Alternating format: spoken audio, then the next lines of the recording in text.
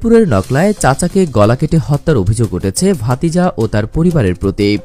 গেলোরাতে উপজেলার গৌরদার ইউনিয়নের রুনিগাঁও মধ্যপাড়া এলাকায় এ ঘটনা ঘটে। পেশায় দর্জি নিহত আয়ুব আলী ওই গ্রামের মৃত দসিরউদ্দিন মেম্বারের ছেলে। এ ঘটনায় প্রাথমিক জিজ্ঞাসাবাদের জন্য নিহতের ভাতিজা মুকুল মিয়া ও তার দুই ছেলে মহসিন হাসান এবং জিসান হাসানকে আটক করেছে পুলিশ। নিহতের ছেলে রাজন জানায়, আমাদের পরিবারের সাথে জমি জমা নিয়ে মুকুল মিয়ার দীর্ঘদিনের বিরোধ ছিল। সেই ক্ষোভে আমার বাবা আয়ুব আলীকে 2 দিন আগে হত্যার হুমকি দেয় মুকুল মিয়া।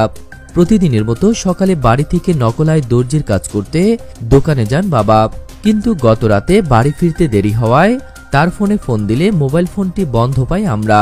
পরে সবাই মিলে বাবাকে খুঁজতে বের হওয়ার সময় বাড়ির পাশে পুকুর পাড়ে দেখি বাবার জুতা ও বাজারের ব্যাগ এলোমেলো অবস্থায় পড়ে আছে এবং খোঁজাখুঁজির এক পর্যায়ে পুকুরে বাবার গলাকাটা মরদেহ পাওয়া যায়।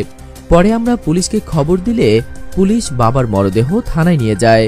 নকলা থানার ভারপ্রাপ্ত কর্মকর্তা হাবিবুর রহমান জানান, রুনিগাঁও মধ্যপাড়ায় আয়ুব আলী নামের এক ব্যক্তির মরদেহ পাওয়া গেছে এমন সংবাদে ঘটনাস্থলে পুলিশ গিয়ে মৃতের সুরথাল প্রস্তুতের সময় দেখতে পায় গলায়, বুকে ও চোখের উপরে কোনো ধারালো অস্ত্র দিয়ে আঘাত করে হত্যা করা হয়েছে ওই ব্যক্তিকে। পরিবারের প্রাথমিক অভিযোগের প্রেক্ষিতে আমরা রাতেই 3 জনকে আটক করেছি। যাচাই বাছাই চলছে, পরবর্তী আইনি কার্যক্রম প্রক্রিয়াধীন রয়েছে।